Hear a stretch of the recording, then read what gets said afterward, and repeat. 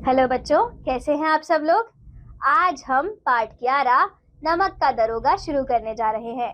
तो आप सब अपनी किताबें निकाल लीजिए और साथ साथ पढ़िए। चित्र पर आधारित गतिविधि।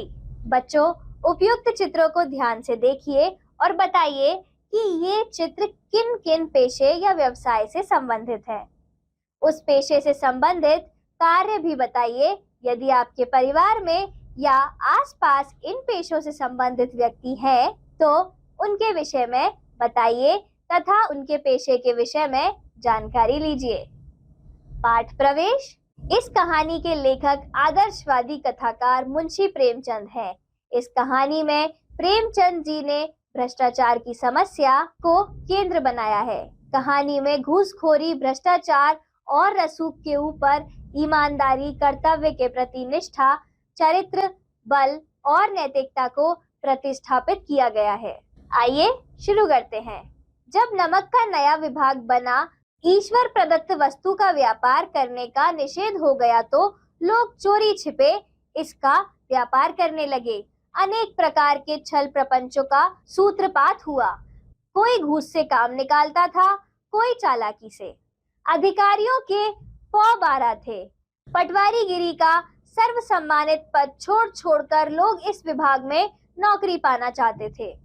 मुंशी वंशीधर भी रोजगार की खोज में निकले। उनके पिता एक अनुभवी पुरुष थे। समझाने लगे, बेटा, घर की दुर्दशा देख रहे हो, ऋण के बोझ में दबे हुए हैं। मैं कगार पर का वृक्ष हो रहा हूँ, ना मालूम कब गिर पड़ूं। अब तुम ही घर के मालिक मुख्तार हो। नौकरी में औहदे की ओर ध्यान मत देना। ऐसा काम ढूंढना जहाँ कुछ ऊपरी आय हो। मासिक वेतन तो पूर्णमासी का चांद है, जो एक दिन दिखाई देता है और घटते घटते लुप्त हो जाता है। ऊपरी आय बहता हुआ स्रोत है, इससे सदैव प्यास बुझती है। वेतन मनुष्य देता है, इसी से उसमें वृद्धि नहीं होती। ऊपरी आमदनी ईश्वर देता है, इसी से उसकी बरकत होती है। तुम स्वयं विद्वान हो, तुम्हें क्या समझाऊं। इस उपदेश के बाद पिताजी ने आशीर्वाद दिया। वंशीधर आज्ञाकारी पुत्र थे। ये बातें ध्यान से सुनी और तब घर से चल पड़े। अच्छे शगुन से चले थे। जाते ही नमक विभाग के दारोगा पद पर प्रतिष्ठित हो गए। वेतन अच्छा था और ऊपरी आय का तो ठिकाना ही ना था। वृद्ध मुंशी जी को सुख संवाद मिला तो फूले ना समाये। जाड़े के दिन थे और रात का समय। नमक के सिपाही चौकीदार नशे में मस्त थे। मुंशी वंशीधर को यहाँ आए अभी 6 महीने से अधिक ना हुए थे, लेकिन इस थोड़े समय में ही उन्होंने अपनी कार्यकुशलता और उत्तम आचरण से अफसरों को मोहित कर लिया था। अफसर लोग उन पर बहुत विश्वास करने लगे। नमक के दफ्तर से 1 मील पूरब की ओर जमुना बहती थी। उस पर नावों का एक पुल बना हुआ था। दारोगा जी किवाड़ बंद किए मीठी नींद में सो रहे थे।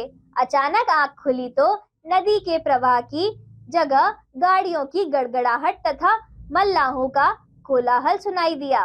उठ बैठे। इतनी रात गए गाड़ियां क्यों नदी के पार जाती हैं? अवश्य कुछ न कुछ गोलमाल है। तर्क ने भ्रम को पुष्ट किया। वर्दी पहनी, तमंचा जेब में रखा और बात की बात में घोड़ा बढ़ाए हुए पुल पर आ पहुंचे। गाड़ियों की एक लंबी कतार पुल के पार जाती देखी। वंशीधर ने डांट कर पूछा, किसकी गाड़ियां हैं? थोड़ी देर तक सन्नाटा रहा। आदमियों में कुछ कानाफूसी हुई। तब आगे वाले ने कहा, पंडित अलोपीदीन की। कौन पंडित अलोपीदीन? दातागंज के। मुंशी वंशीधर चौंके। पंडित अलोपीदीन इस इलाके में सबसे प्रतिष्ठित जमींदार थे। लाखों रुपए का लेन देन करते थे। इधर छोटे से बड़े कौन ऐसे थे जो उनके ऋणी ना हो। व्यापार भी बड़ा लंबा चौड़ा था। मुंशी जी ने पूछा, गाड़ियां कहाँ जाएंगी? उत्तर मिला, कानपुर। लेकिन इस प्रश्न पर कि इसमें क्या है, सन्नाटा छा गया। दारोगा साहब का संदेह और भी बढ़ा। वे जोर से बोले, क्या गूंगे हो गए हो? हम पूछते हैं इनमें क्या लगा है। जब इस बात का भी कोई उत्तर नहीं मिला तो उन्होंने घोड़े को एक गाड़ी से मिलाकर बोरे को टटोला। भ्रम दूर हो गया। यह नमक के ढेले थे। पंडित अलोपीदीन अपने सजीले रथ पर सवार कुछ सोते कुछ जागते चले आ रहे थे। अचानक कई गाड़ी वालों ने घबराए हुए आकर जगाया और बोले, महाराज, दरोगा ने गाड़ियां रोक दी हैं और घाट पर खड़े आपको बुलाते हैं। पंडित अलोपदीन का लक्ष्मी जी पर अखंड विश्वास था। वह कहा करते थे कि संसार का तो कहना ही क्या, स्वर्ग में भी लक्ष्मी का ही राज्य है। उनका यह कहना यथार्थ ही था। न्याय और नीति सब लक्ष्मी के खिलौने हैं, इन्हें वे जैसे चाहती है नचाती है। लेटे ही लेटे गर्व से बोले, चलो हम आते हैं। यह कहकर पंडित जी ने बड़ी निश्चिंता से पान के बीड़े खाए, फिर लिहाफ ओढ़े हुए दरोगा के पास आकर बोले, बाबूजी आशीर्वाद, कहिए हमसे ऐसा कौन सा अपराध हुआ है कि गाड़ियां रोक दी गई। वंशीधर रुखाई से बोले, सरकारी हुक्म। पंडित अलोपीदीन ने हंसकर कहा, हम सरकारी हुक्म को नहीं जानते और ना सरकार को, हमारे सरकार तो आप ही हैं। हमारा और आपका तो घर का मामला है, हम कभी आपसे बाहर हो सकते हैं। व्यर्थ का कष्ट उठाया, यह हो नहीं सकता कि इधर से जाए और इस घाट के देवता को भेंट न चढ़ावे। मैं तो आपकी सेवा में स्वयं ही आ रहा था। वंशीधर पर ऐश्वर्य की मोहिनी वंशी का कुछ प्रभाव न पड़ा। ईमानदारी की नई उमंग थी। कड़क कर बोले, हम उन नमक हरामों में से नहीं हैं जो कौड़ियों पर अपना ईमान बेचते फिरते हैं। आप इस समय हिरासत में हैं। आपका कायदे के अनुसार चालान होगा। बस मुझे अधिक बातों की फुर्सत नहीं। हवलदार बदलू सिंह, तुम इन्हें हिरासत में ले चलो, मैं हुक्म देता हूँ। पंडित अलोपीदीन स्तंभित हो गए। गाड़ी वालों में हलचल मच गई। पंडित जी के जीवन में कदाचित ये पहला ही अवसर था कि उन्हें ऐसी कठोर बातें सुननी पड़ी। पंडित जी ने धर्म को धन का ऐसा निरादर करते कभी न देखा था। विचार आया कि यह अभी उद्दंड लड़का है, माया मोह के जाल में अभी नहीं पड़ा, अल्हड़ है, झिझकता है। बहुत दीन भाव से बोले, बाबू साहब ऐसा ना कीजिए, हम मिट जाएंगे, इज्जत धूल में मिल जाएगी। हमारा अपमान करने से आपके हाथ क्या आएगा, हम किसी तरह से आपसे बाहर थोड़े ही हैं। वंशीधर ने कठोर स्वर से कहा, हम ऐसी बातें नहीं सुनना चाहते। अलोपीदीन ने जिस सहारे को चट्टान समझ रखा था वह पैरों के नीचे से खिसकता हुआ मालूम हुआ। स्वाभिमान और धन ऐश्वर्य को कड़ी चोट लगी, किंतु अभी तक धन की शक्ति पर पूरा भरोसा था। अपने मुख्तार को बोले, लाला जी 1000 के नोट बाबू साहब को भेंट करो, आप इस समय भूखे सिंह हो रहे हैं। वंशीधर ने गर्म होकर कहा, 1 लाख भी मुझे सच्चे मार्ग से नहीं हटा सकते। वंशीधर ने अपने हवलदार को ललकारा। बदलू सिंह पंडित अलोपीदीन की ओर बढ़ा। पंडित जी घबराकर 2-3 कदम पीछे हट गए। अत्यंत दीनता से बोले, बाबू साहब ईश्वर के लिए मुझ पर दया कीजिए, मैं 25,000 पर निपटारा करने को तैयार हूँ। असंभव बात है, 30,000 पर किसी तरह से संभव नहीं। क्या 40,000 पर भी नहीं? 40,000 नहीं, 40 लाख पर भी असंभव है। बदलू सिंह, इस आदमी को अभी हिरासत में ले लो। अब मैं एक शब्द भी नहीं सुनना चाहता।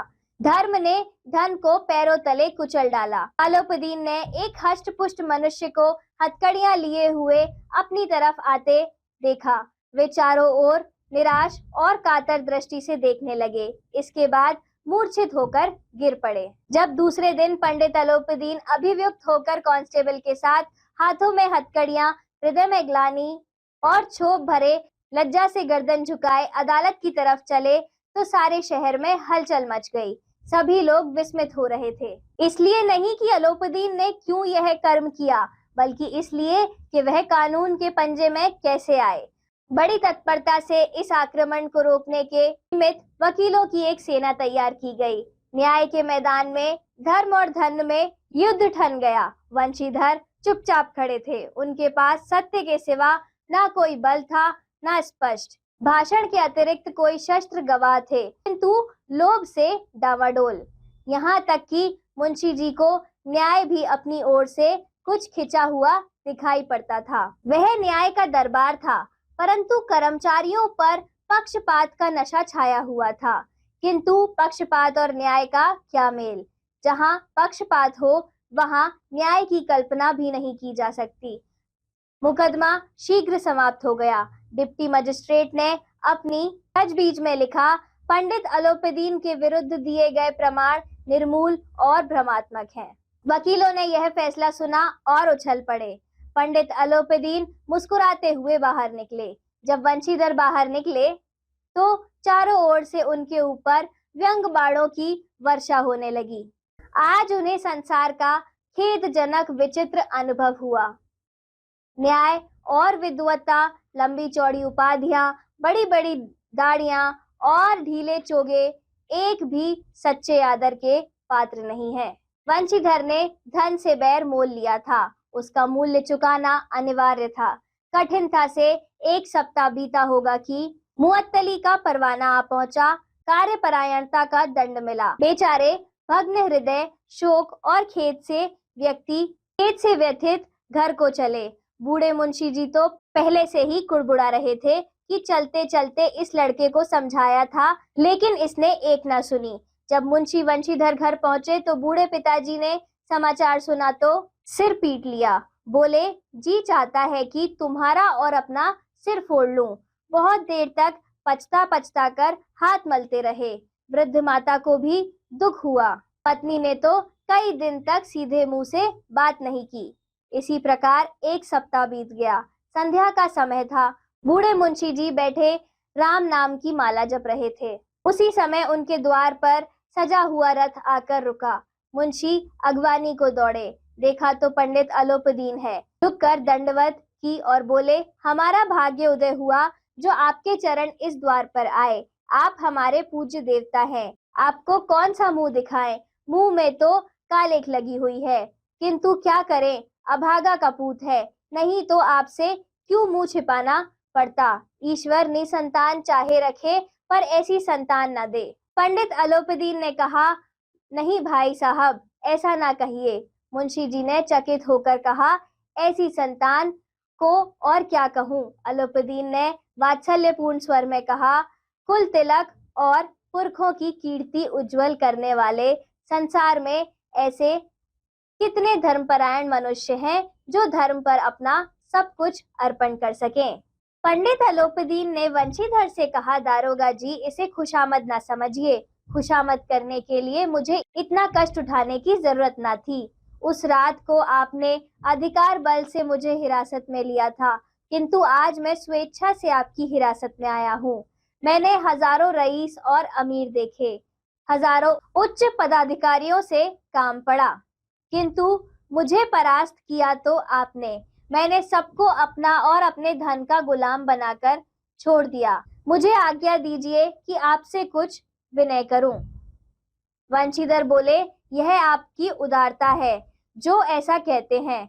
मुझसे जो कुछ अविनय हुई है उसे क्षमा कीजिए। मैं धर्म की बेड़ी में जकड़ा हुआ था, नहीं तो वैसे ही आपका दास हूँ। जो आज्ञा होगी वह मेरे सिर माथे पर। अलोपीदीन ने विनीत भाव से कहा, नदी तट पर आपने मेरी प्रार्थना स्वीकार नहीं की थी, किंतु आज स्वीकार करनी पड़ेगी। वंशीधर बोले, मैं किस योग्य हूँ, किंतु जो कुछ सेवा मुझसे हो सकती है उसमें त्रुटि ना होगी। अलोपीदीन ने स्टाम्प लगा हुआ एक पत्र निकाला और उसे वंशीधर के सामने रखकर बोले, इस पत्र को स्वीकार कीजिए और अपने हस्ताक्षर कर दीजिए। विचार मंथन। विचार कीजिए कि मुंशी वंशीधर की नौकरी छूटने पर उनके पिता ने उन्हें क्या क्या कहा होगा। मुंशी वंशीधर ने उस कागज को पढ़ा तो कृतज्ञता से आंखों में आंसू भर आए। पंडित अलोपीदीन ने उनको अपनी सभी जायदाद का स्थायी मैनेजर नियुक्त किया था। 6000 वार्षिक वेतन के अतिरिक्त रोजाना खर्च अलग, सवारी के लिए घोड़ा, रहने को बंगला, नौकर चाकर मुफ्त। कंपित स्वर में बोले, पंडित जी, मुझ में इतनी सामर्थ्य नहीं है कि आपकी उदारता की प्रशंसा कर सकूं, किंतु ऐसे उच्च पद के योग्य मैं नहीं हूँ। अलोपीदीन हंसकर बोले, मुझे इस समय एक अयोग्य मनुष्य की ही जरूरत है। अलोपीदीन ने कलमदान से कलम निकाली और उसे वंशीधर के हाथ में देकर बोले, ना मुझे विद्वत्ता की चाह है, ना अनुभव की, ना मर्मज्ञता की, ना कार्य कुशलता की। इन गुणों के महत्व का परिचय खूब पा चुका हूँ। अब सौभाग्य से सुअवसर से मुझे वह मोती दे दिया है जिसके सामने योग्यता और विद्वत्ता की चमक फीकी पड़ जाती है। यह कलम लीजिए, अधिक सोच विचार ना कीजिए, दस्तखत कर दीजिए। परमात्मा से यही प्रार्थना है कि वह आपको सदैव नदी के किनारे वाला बेमुरौवत, उद्दंड, कठोर परंतु धर्मनिष्ठ दरोगा बनाए रखे। वंशीधर की आंखें डबडबा आईं। हृदय के संकुचित पात्र में इतना एहसान ना समा सका। एक बार फिर पंडित जी को की ओर भक्ति और श्रद्धा की दृष्टि से देखा और कांपते हुए हाथ से मैनेजरी पर हस्ताक्षर कर दिए। अलोपदीन ने प्रफुल्लित होकर उन्हें गले लगा लिया। प्रेमचंद। आइए पहले शब्द वाटिका देख लेते हैं। ईश्वर प्रदत्त, ईश्वर द्वारा दिया गया, गिवन बाय गॉड। निषेध, मनाही, डिनायल। सूत्रपात, आरंभ, शुरुआत, स्टार्ट। सटीक जानकारी। दारोगा का काम मुखिया की तरह होता है। दारोगा का पद कांस्टेबल से बड़ा होता है। यह दारोगा के नेतृत्व में काम करता है। कांस्टेबल दारोगा के आदेश का पालन करता है।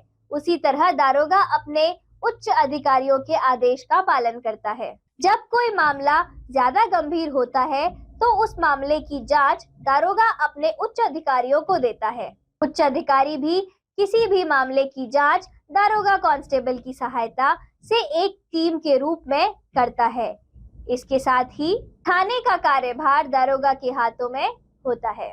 सर्व सम्मानित, सबके आदर योग्य, रिस्पेक्टेड बाय ऑल। दुर्दशा, अवस्था, स्थिति, फ्लाइट, ऋण, उधार लिया हुआ धन, लोन, औहदे, पद, पोस्ट, लुप्त, गायब, लॉस्ट, प्रतिष्ठित, सम्मानित, ऑनरेबल, सुख संवाद, खुशी का समाचार, गुड न्यूज, कार्यकुशलता, दक्षता, वर्क एफिशिएंसी, मोहित, मुग्ध, विविष्ट। मुहावरे, पौ बारह होना, बड़ी उपलब्धि होना, फूले ना समाना, बहुत प्रसन्न होना। कहावत, लोकोक्ति, पूर्णमासी का चांद, महीने में एक बार दिखना। आइए अब शब्द वाटिका देख लेते हैं। अचानक, एकाएक, सडनली। कोलाहल, शोर शराबा, नॉइस। पुष्ट, मजबूत, स्ट्रॉन्ग, संदेह, शक, डाउट, अखंड, जो खंडित ना हो, समूचा, सर्वसम्मत, मोनोलिथिक, यथार्थ, वास्तविक, सच्चा, रियलिटी, गर्व, अभिमानी, स्वाभिमानी, प्राउड, आशीर्वाद, आनंद, शुभकामना, ब्लेसिंग, अपराध, जुर्म, क्राइम। शब्द वाटिका। उमंग, उत्साह, जील, हिरासत, बंदी, कैदी, प्रिजन, स्तंभित, हक्का बक्का होना, एस्टनिश्ड। रोचक जानकारी। जापान हर आविष्कार में सबसे आगे रहता है। जापान ने अपने इन्हीं आविष्कारों की सीरीज में लोगों को नमक के बुरे प्रभाव से बचाने का तरीका भी खोज निकाला है। वैज्ञानिकों ने एक ऐसी स्मार्ट चॉपस्टिक बनाई है जो आपको खाने में नमक के होने का एहसास देगी। जो लोग खाने में सोडियम कम करना चाहते हैं उनके लिए ये लाइफ सेविंग इन्वेंशन है। इसे मेजी यूनिवर्सिटी टोक्यो के प्रोफेसर मियाशिता और किरिन कंपनी ने मिलकर बनाया है। ये चॉपस्टिक इलेक्ट्रिकल स्टिमुलेशन और मिनी कंप्यूटर वॉन्ड रिस्ट बैंड से खाने के टेस्ट को इनहैंस करती है। ये डिवाइस वीक इलेक्ट्रिकल करंट के जरिए सोडियम आयन खाने में ट्रांसफर करता है, जिससे मुंह में खाना डालते ही वह नमकीन लगता है। इससे पहले दोनों ने मिलकर लिकेबल टीवी स्क्रीन का प्रोटोटाइप बनाया था। टेस्ट इनहेंसिंग चॉपस्टिक जापान के लिए बहुत ही जरूरी इन्वेंशन है। एक जापानी वयस्क एक दिन में 10 ग्राम तक नमक कंज्यूम करता है, जो WHO द्वारा डिसाइड किए गए अमाउंट से 2 गुना है।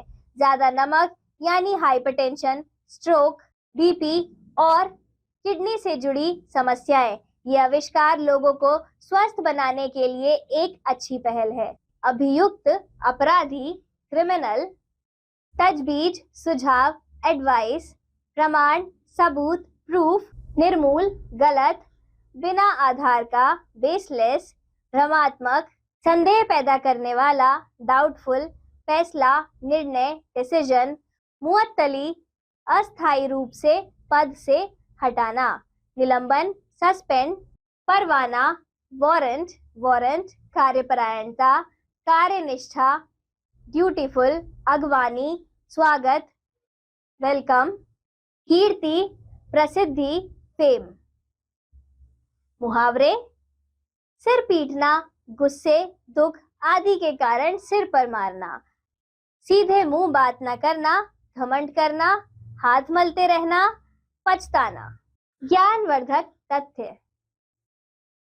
नमक के 3 प्रमुख स्रोत हैं: समुद्र का पानी, खारी झील का पानी और नमक की चट्टानें या खदानें। समुद्र के 1 गैलन पानी में लगभग 150 ग्राम नमक होता है।